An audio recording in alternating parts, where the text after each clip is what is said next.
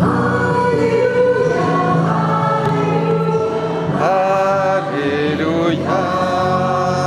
Alléluia, Alléluia, Alléluia.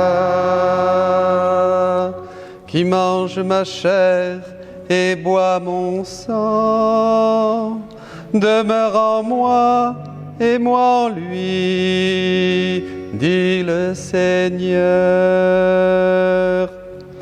Alléluia, Alléluia, Alléluia, Alléluia, Alléluia, Alléluia.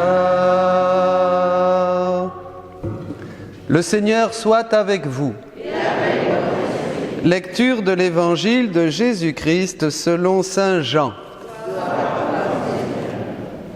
En ce temps-là, Jésus disait à la foule, « Moi, je suis le pain vivant qui est descendu du ciel. Si quelqu'un mange de ce pain, il vivra éternellement. Le pain que je donnerai, c'est ma chair, donnée pour la vie du monde. » Les Juifs se querellaient entre eux. « Comment celui-là peut-il nous donner sa chair à manger ?» Jésus leur dit alors, « Amen, amen, je vous le dis, si vous ne mangez pas la chair du Fils de l'homme, si vous ne buvez pas son sang, vous n'avez pas la vie en vous. Celui qui mange ma chair et boit mon sang a la vie éternelle, et moi, je le ressusciterai au dernier jour.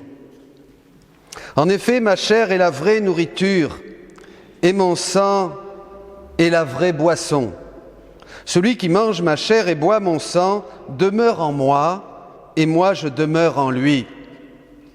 De même que le Père qui est vivant m'a envoyé, et que moi je vis par le Père, de même celui qui me mange, lui aussi vivra par moi. Tel est le pain qui est descendu du ciel. Il n'est pas comme celui que les pères ont mangé. Eux, ils sont morts. Celui qui mange ce pain vivra éternellement.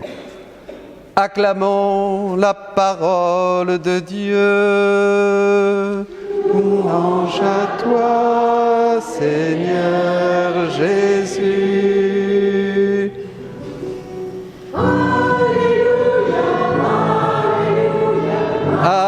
Alléluia, Alléluia, Alléluia, Alléluia.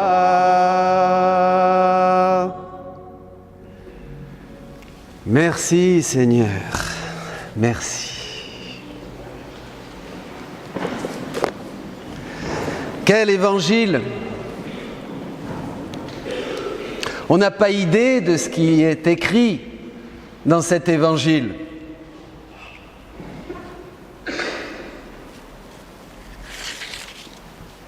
Très difficile à comprendre si, par la foi, nous n'admettons pas que l'homme est fait pour être comme Dieu. Pas comme Dieu, égal à Dieu, mais tout Dieu par participation, comme dit la Bible. Si on ne croit pas ça, je vous dirais que c'est même pas la peine d'aller à la messe, puisque c'est le rêve du Père. Le rêve du Père est que nous soyons complètement divinisés. Dieu, comme il est infini, ne peut pas nous donner quelque chose un petit peu, une petite dose homéopathique, voyez, un petit peu comme ça. Non, Dieu donne tout ou il donne rien, mais il donne tout. Le rien, c'est dans la mesure où nous ne voulons pas l'accueillir, bien sûr. Mais pour revenir à cet évangile, je voudrais dire quelque chose. Quand j'ai rencontré, permettez-moi cette parenthèse personnelle, quand j'ai rencontré le Christ en Australie, dans le Nord, perdu en plein désert, en rentrant par hasard dans une église, comme ça, il m'a touché donc et j'ai commencé ma vie chrétienne, j'avais 23 ans. Eh bien, après je ne connaissais rien, puisque je n'avais pas été formé dans le catholicisme, donc je ne savais pas pourquoi le curé était à la messe en vert, en rouge, en blanc, je ne connaissais pas les lectures, rien. Mais je m'étais confessé et j'allais à la messe. sans rien comprendre. J'écoutais tout avec avidité, tout rentrait. C'est comme si, justement, Dieu me nourrissait, mais tout le temps. À chaque messe et dans la journée, je passais mon temps à prier. J'étais converti en 24 heures. Du jour au lendemain, je suis passé à une vie loin de Dieu, à une vie en Dieu. Et alors, je me suis souvenu de quelque chose. Et ça m'est venu maintenant en lisant ça. Quand il y avait la messe, et imaginez, j'attendais les messes, bien sûr. J'avais faim de Dieu. Dieu m'avait donné une faim intérieure. Et je n'attendais que la communion. Et j'attendais que les petites grand-mères, pardonnez-moi, qui étaient là-bas en Australie, dans nos églises, bougent, parce que je voulais courir vers le prêtre pour recevoir le corps du Christ. J'avais faim de Dieu, mais c'était physique. Et quand je le recevais, j'étais apaisé. J'étais apaisé, j'étais heureux. Et ça a duré comme ça pendant 1 mois ou 2. Le Seigneur voulait m'enseigner, mes amis, la chair du Christ. Le corps et le sang du Christ sont vraiment un aliment pour nous, êtres humains, à l'image et à la ressemblance de Dieu. Et c'est déjà la semence de notre résurrection, comme disait un théologien. Alors je voudrais toucher 3 points. D'abord, bien manger la chair de Dieu et vivre par lui, pour lui, en lui. Bien manger. On nous dit toujours qu'il faut bien manger pour ne pas être malade. Il faut acheter des choses bio, et bien diététiques, que tout soit bon, que tout soit sain, pour être en bonne santé. Et l'homme a besoin de bien manger pour avoir un corps sain, bien sûr, on le sait, voyez. Mais malheureusement, c'est beaucoup plus que ça. Si on était seulement des animaux, c'est sûr, on mangerait ce qui convient à notre espèce. Les insectes d'autres insectes ou des petits vers, les lions sont carnivores, et puis les vaches sont herbivores. Mais l'homme, pas seulement. Par le fait même que nous avons une intelligence, et que cette intelligence est un don de Dieu. Sinon, nous ne pourrions pas construire une église, nous ne pourrions pas faire un avion, nous ne pourrions pas voler, calculer, compter, chanter, composer, on ne pourrait pas faire tout ça, vous êtes d'accord? Donc, c'est que le corps n'est pas la seule chose qui doit être nourrie chez l'homme.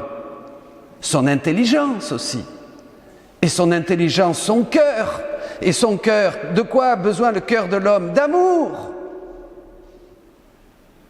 Donc, nous comprenons mieux cet évangile. Le Christ, qui est amour, Dieu est amour, veut te nourrir. Sinon, tu seras sous-alimenté, mon frère. Le Christ, qui est amour, veut te nourrir parce que ton cœur a besoin d'amour. L'amour est la seule chose qui réalise l'homme et qui lui permet de s'épanouir. Regardez, hier j'ai encore eu un mariage, ils étaient heureux, ils étaient contents, ils se souriaient. Après de longues années de vie commune, ils se sont enfin mariés. Et ils vivaient quelque chose de l'amour de Dieu, ils participaient quelque chose de l'amour de Dieu. C'est Dieu qui a inventé l'amour. Et Dieu veut se donner à nos cœurs. Pourquoi nous sommes si déprimés ? Pourquoi notre France est-elle en train de passer par des années tellement obscures où l'incrédulité, la perte de la foi, et puis ce désordre, et puis même ce non-sens souvent qu'on trouve partout, ces familles déchirées, pourquoi? Parce qu'il n'y a plus d'amour. Parce qu'il manque l'amour. Il n'y a que l'amour qui guérit l'homme. Et alors là, dans Saint Jean, voyez dans Saint Jean, mangez bien. Le Christ nous dit qu'il est le pain qui descend du ciel et que sa chair est vraiment une nourriture, que son sang est vraiment une boisson, que celui qui mange son corps et boit son sang aura la vie en lui. C'est écrit. Qu'est-ce que ça veut dire ? Ça veut dire que Jésus, et Jean est malin parce qu'il connaît tout ça, il parle de la chair du Christ, c'est-à-dire tout le mystère de Dieu. Tout le mystère de Dieu, mes amis, c'est-à-dire sa mort, sa résurrection, sa parole, bien sûr, et le Christ dans le Saint-Sacrement, dans l'Eucharistie, c'est-à-dire tout Dieu.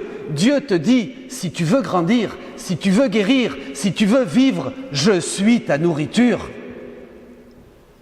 Je suis ton aliment, je vais nourrir ton cœur, ton corps, ton intelligence, tout ce qui est en toi est fait pour moi, il n'y a que moi qui peux te nourrir.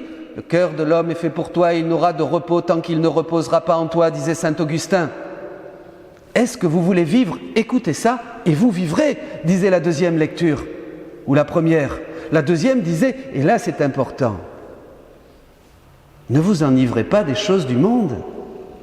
De quoi on peut s'enivrer, nous les hommes? Parce qu'on est fou.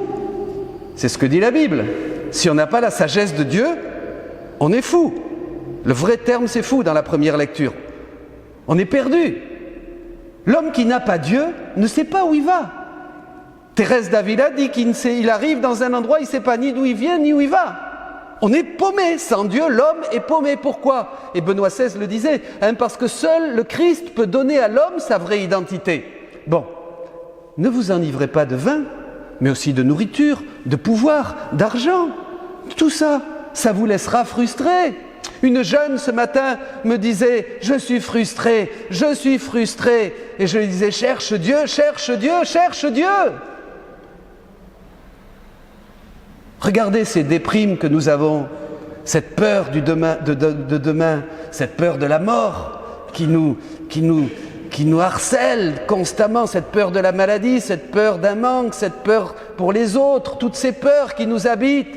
Et Jésus nous dit aujourd'hui, mange bien, viens, viens, je suis celui qui doit t'alimenter. C'est moi qui vais te donner la vraie identité. Ce que tu es vraiment, tu ne le découvriras que si tu te nourris bien de ma parole, de mon corps, de mon sang, de ma vie. Tant que le Christ n'est pas notre source, l'homme ne peut pas se comprendre lui-même. Il est un puzzle, disait Benoît XVI. Vous savez, Benoît XVI, il ne parlait pas en l'air. C'est un très grand philosophe et un très grand théologien.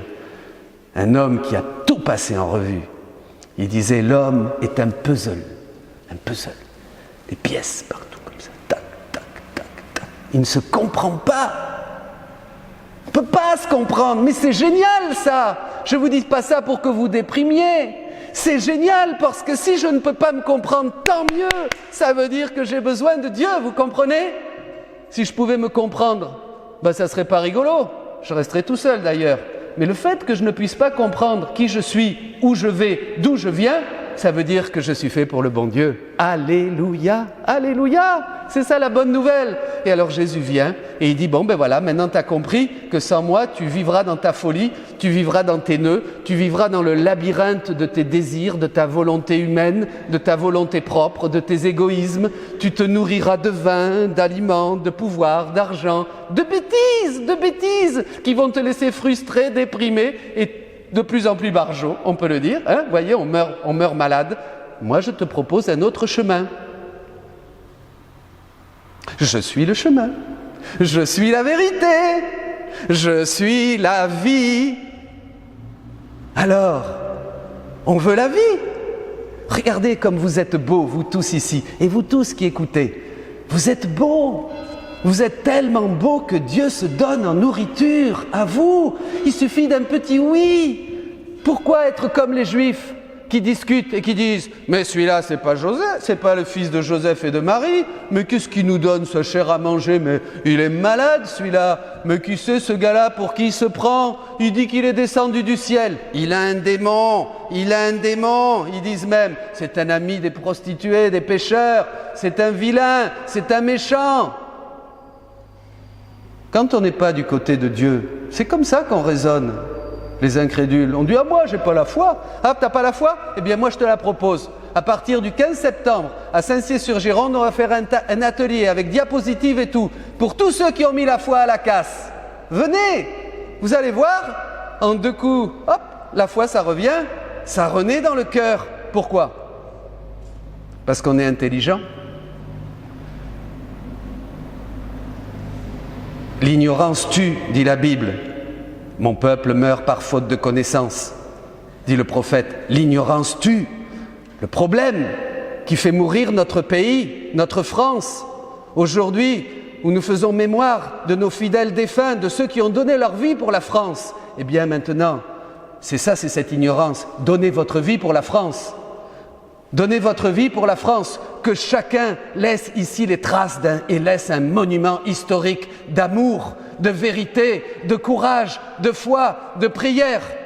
Vous êtes tous des monuments, nous sommes tous des pierres vivantes qui construisent l'édifice spirituel de l'Église. C'est la foi qui relèvera la France, c'est la sainteté. Il n'y a qu'une tristesse, disait Léon Bloy, c'est de ne pas être un saint. Pourquoi ne pas croire que si Dieu nous donne sa chair à manger, son corps à boire. Pourquoi ne pas croire, si nous sommes tous ici réunis dans cette église, que Dieu veut faire de chacun de nous une merveille d'amour, un témoin de sa vie, de sa miséricorde pour tous ceux qui sont en dehors de cette église. Si aujourd'hui, vous avez la grâce d'être ici et d'écouter cette parole. Mes amis, Dieu nous attend. Dieu attend chacun. Bien manger, se laisser nourrir, se laisser alimenter par Dieu. Eh bien, je voudrais le demander aujourd'hui pour chacun de vous. Et prier maintenant, quelques minutes. Je voudrais que chacun puisse examiner sa vie et voir s'il est vraiment en bonne santé ou si sa foi est malade, s'il est plein de vigueur, plein de joie, ou si au contraire c'est la tristesse, c'est le doute, c'est l'incrédulité. Voir à quel moment peut-être cette maladie est entrée dans vos cœurs, à quel moment vous n'avez plus senti d'appétit pour les choses de Dieu. Ça, c'est un signe. Le premier signe, c'est qu'on n'a plus faim. Le malade, il ne mange pas beaucoup. On lui donne du bouillon de poulet, on lui donne des petites choses, de la gélatine, des choses comme ça. Il n'a pas faim, le malade. C'est normal, il n'est pas en bonne santé. Quand on perd la vie spirituelle, la vraie, on perd l'appétit des choses de Dieu. Et on commence, comme dit la deuxième lecture, à s'alimenter des choses du monde. On ne se nourrit plus de Dieu, on se nourrit mal. Et ça va de mal en pis. Au fur et à mesure que les années passent, on devient de plus en plus aigri, dépressif, malade ou accro, ou même avec des addictions. Ça peut être l'alcool, ça peut être plein de choses. Et oui, l'homme se détruit. Quand Dieu ne nourrit pas l'homme, l'homme se détruit. C'est une vérité, vous le savez. Nous en avons tous fait l'expérience. Sinon, pourquoi le Christ serait venu? Eh bien, prions maintenant. Entrons dans nos cœurs. Regardez votre vie. Regarde ta vie, mon frère. Toi qui es là, qui écoutes.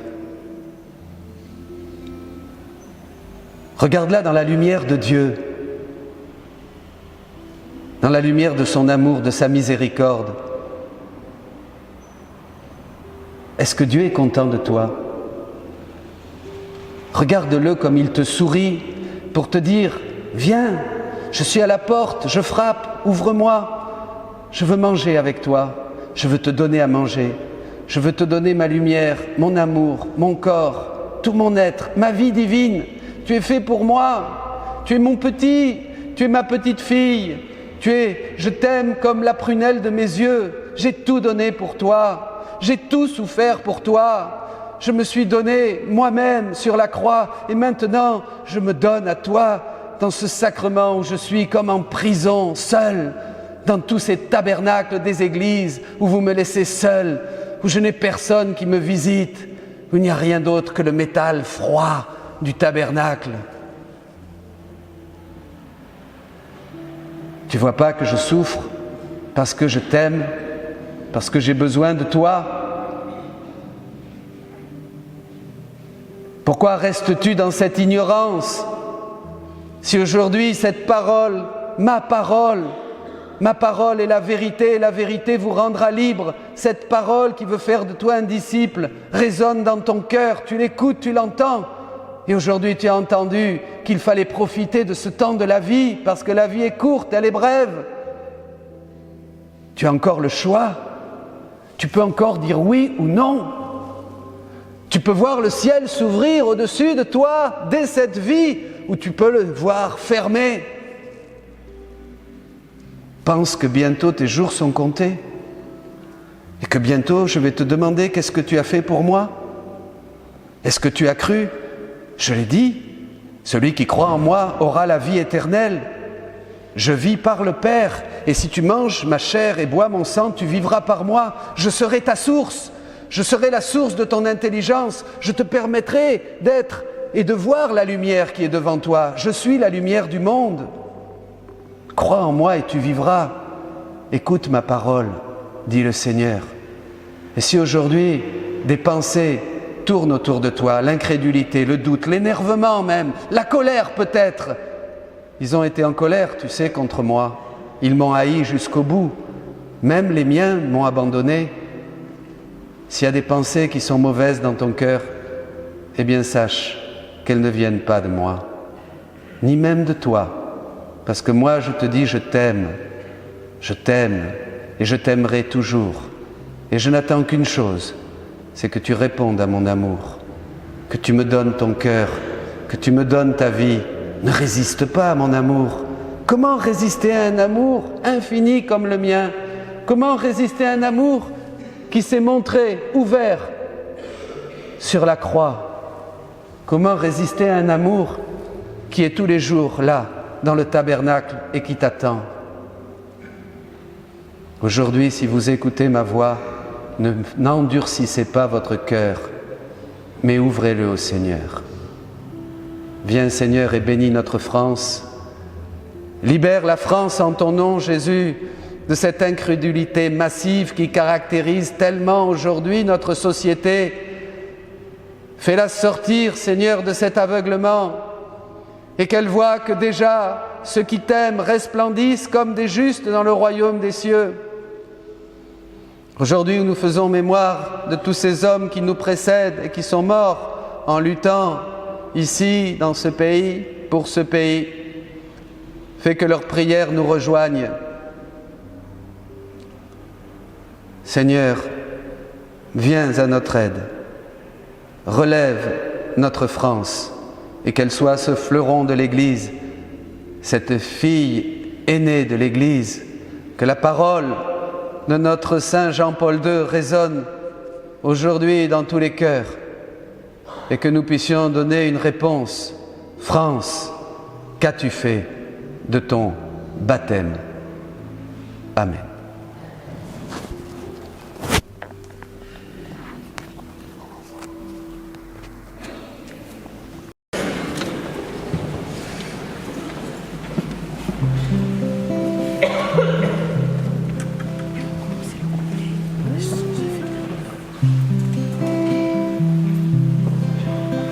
Jésus, tu es l'amour qui vient me relever, qui vient me pardonner et me donner la vie.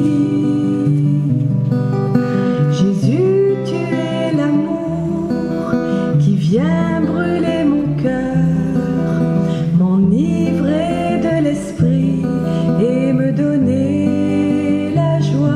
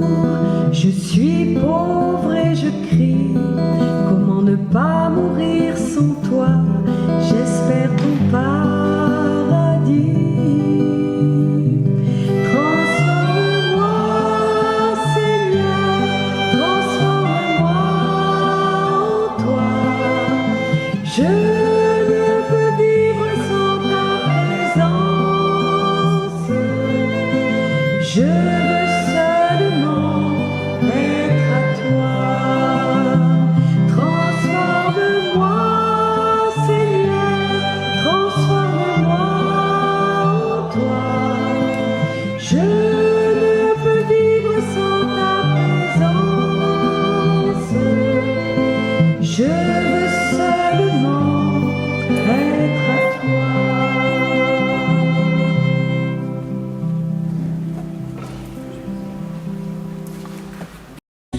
envoie comme des brebis au milieu des loups.